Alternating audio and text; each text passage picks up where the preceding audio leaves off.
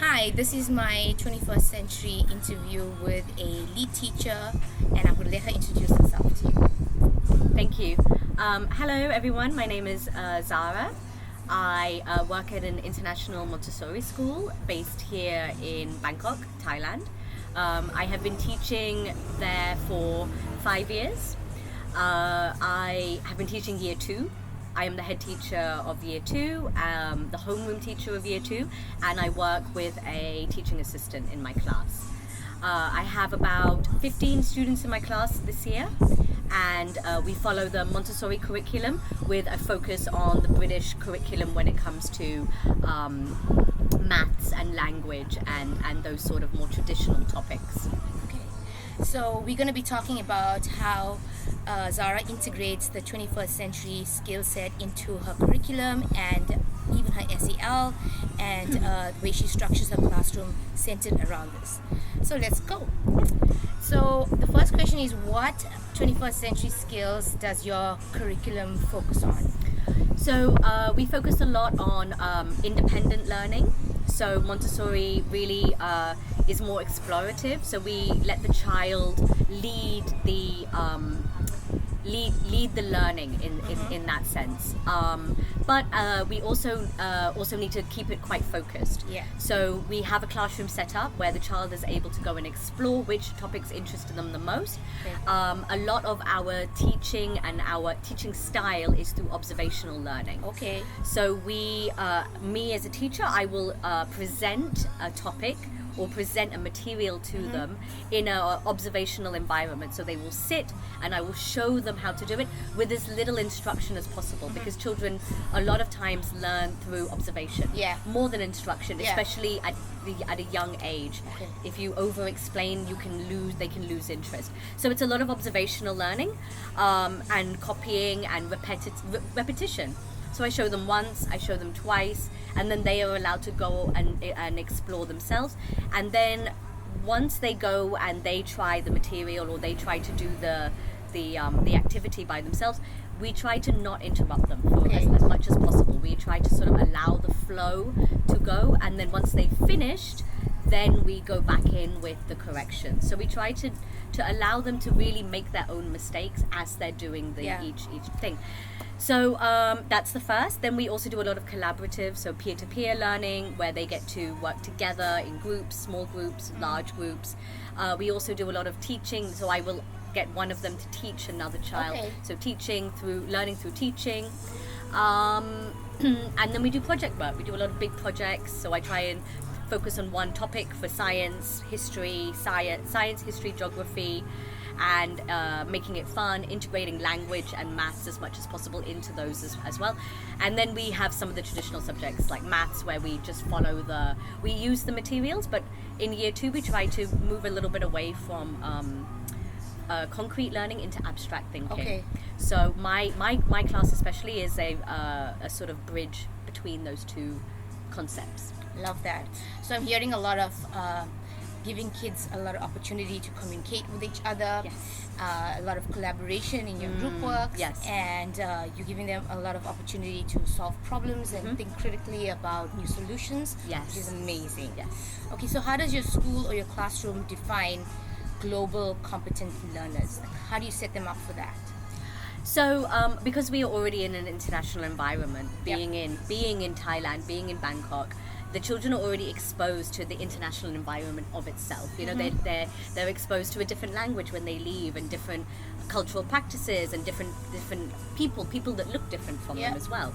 So it sort of kind of just takes care of itself in that That's right, respect. yeah. You know, you don't have to sort of teach them global competence, because it's there already in place for them. We just help them navigate through it. So we at school we have, to begin with, we have some of our staff that are Thai. The nannies that work with us at the school are Thai. So some of them are exposed to to Thai people and Thai language through that. We also teach Thai at school Okay. as a second language. We have English, Thai, and then Hindi, 3 languages that we teach at our school. We also integrate a lot of the holidays, the practices of the holidays, the big Thai holidays. We practice and celebrate them at school.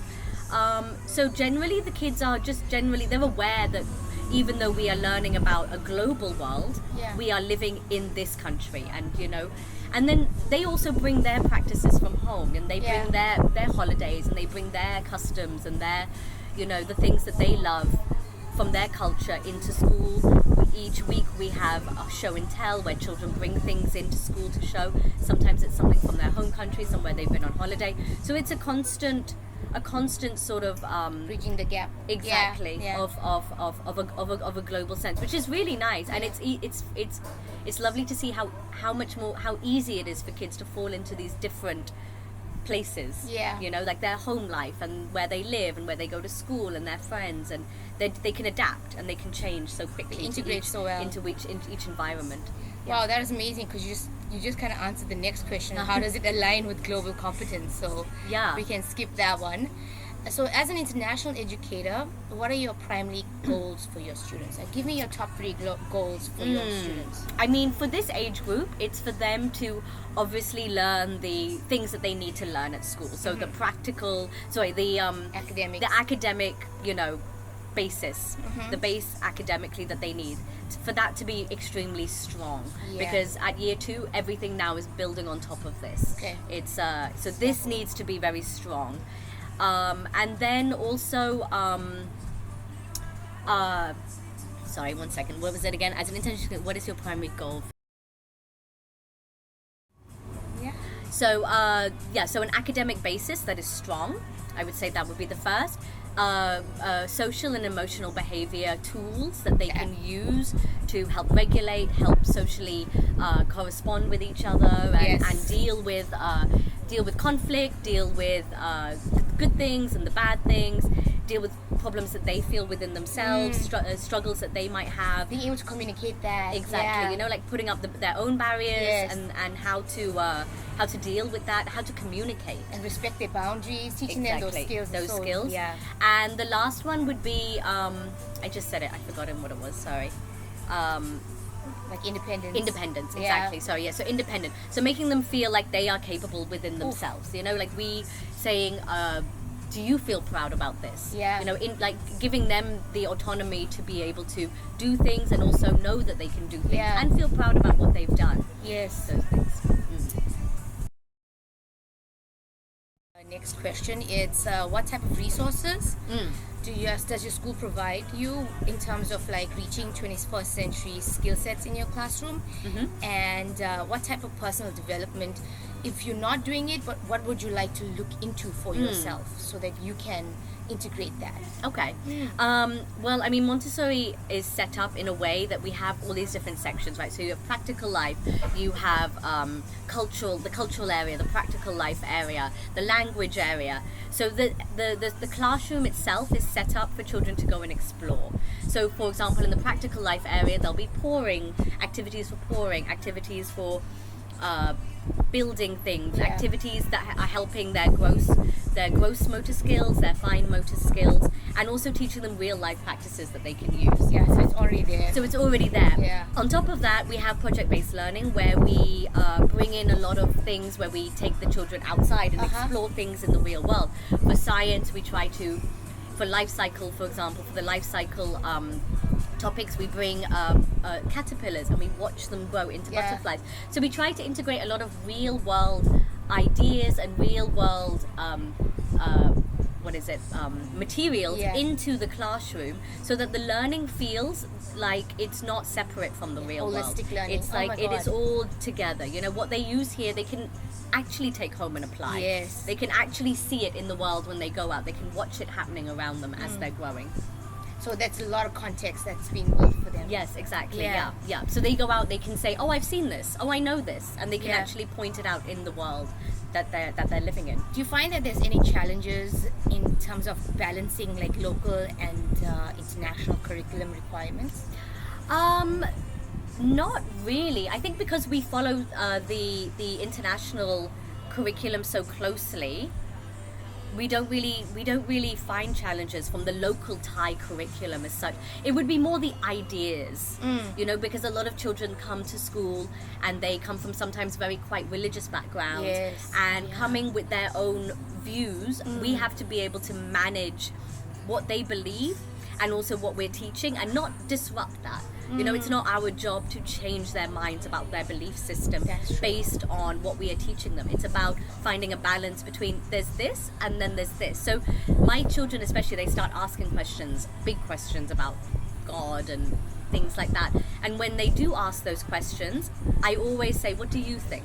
Oh, You so know, you I hand it back to them. hand it back to them, and then they tell me an answer, and I say, I think so. You know, I don't try to disrupt what they bring from home, and they already the beliefs and aspects and notions and teachings that they have already been given to them by their parents. I try to just show them another perspective. Yeah. You know. And especially in Montessori, we don't teach anything too deep in terms of like scientific evolution and things. We just sort of say this is a progression of how a caterpillar goes from here to here, and that's it. You know, we give it to them in a real life sense. Yeah. Like So that kind of like goes into the next one, which Hmm. is like how do you display these type of skill sets to your kids? And you've already like said that you actually show them with real yeah, life. we but- show them yeah. with real life things, or we try to, if it's something from the past, when we're doing history, I try to get them to do something from the past. Oh, we love You know, that. like we make something, like if we're doing the ancient Egyptians, we try to make paper. Oh So yeah. that we can, you know, we try and write a message in hieroglyphics. We try and make them feel like they are a part of the time. If we're doing the Stone Age, we try and create something from that time. Yeah. If we're doing something from science or in an invention, we try and recreate the invention in some form, so Yeah. that they feel they can actually physically touch the the learning. that they're having. That's Exactly. amazing. So the opposite of collaboration is conflict. Mm. How does that play out in your classroom? Like how do you role play or reflect or deflect that type of situation in your room?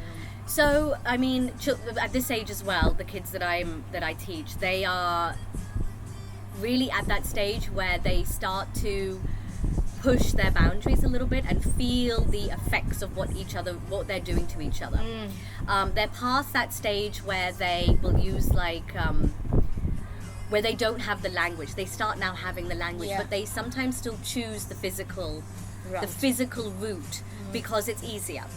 It's easier to just, you know, to use their hands or to just react rather than respond. Okay. So for me, it's very much a question of they come to me with a problem, and if it's something very big, I'll call the other child over. The three of us will sit, or four, or however many, and we'll talk. But sometimes I'll say, if it's something small, I say, did you tell them that you feel this way? Did you ask them to stop? And they'll say no. I say, okay, well, go and speak to them. Yeah. I try to sort of really give them the tools to say, talk to each other. You know, I'm still here. Yeah. But you can sometimes solve your own. The problem can be solved between you. So I communication. really try to get them to speak to each other. Sometimes I have to be there, but I try to tell them to use as much communication as possible. And I talk to them in big groups, and I say, this is what we can say when someone is doing this. I give them the tools and I set them up so that they feel like they know what to say. And we have things around the classroom. If someone is not doing this, I ask, please say stop. You know, like we have gentle reminders and language that we can use. Because the children, especially also in my class, they have older siblings. So sometimes they come to school with behavior that isn't even of the age that they are necessarily the age of who they are. Yes. They are copying an older sibling. They are repeating words and phrases that can be quite harsh and can come across as quite rude, Yeah. you know, even to an adult. Yeah, mature language. Yeah, mature sometimes, language yeah. and very sharp. And I know that they don't really truly understand the meaning of what they're saying. Yeah. They are repeating something. Yeah. So I always say, okay, we need to be very careful. We need to choose our words wisely. This is not the Yeah. language that we need to be using. We talk about hurtful language, kind words. So we don't. Anytime a child is doing something or they're feeling like these big emotions, allowing them to feel annoyed and angry and frustrated is the first step. Not, you know, shutting down the emotion, saying I understand, giving them space to feel it, but then saying, okay, now how can we communicate that? How can we Yeah. let the other person know? We don't want to. I'm not telling you to stop feeling upset, but what can we do now? What's the next step? You felt your feelings now. What do we do next? Love that. How do we move forward? That kind of leads to the next one is like when these behavior issues persist, Yes. like what type of policies do you have in school that you need to take action with? So, depending on the level of the incident or the behavioral issue that we're dealing with, it's myself first. So the child will come to me. I will try my best to resolve the issue. If that's not enough, I will consult my my TA. So together we will try and come up with a solution together. If that is not enough, then the next step would be I would take it to my head of school, because we are quite a small school. The chain of command is quite short. Yeah. So the next step would be take it straight to the head of school, and the three of us will talk together. And then try to resolve it within the school premises. And then if we really feel it's necessary, we will either have a phone call to the parents, call the parents in, depending on how many people are involved, call both parties in of parents and discuss it like that. But generally, because of the age group and the size of the school that we're in, even the small issues we communicate to the parents. So we are constantly in communication with the parents daily through an app. They are able to message us. If they need to call us, they can. So even small issues, I will communicate it to the parents at home. I will say, this happened today, just to let you know. Oh, your child was feeling a bit upset about this, and let them know, so that they are constantly in contact with what is going on in the school, so that bridge between school and home is basically one and the same, you know. Yeah. We try to really make the parents feel a part of their child's education on a daily basis, not just when something happens. Okay, well, that was so nice. Thank you so much for sharing all those amazing insights. No problem. And, That was great. yeah, Thank you so much. Thank you.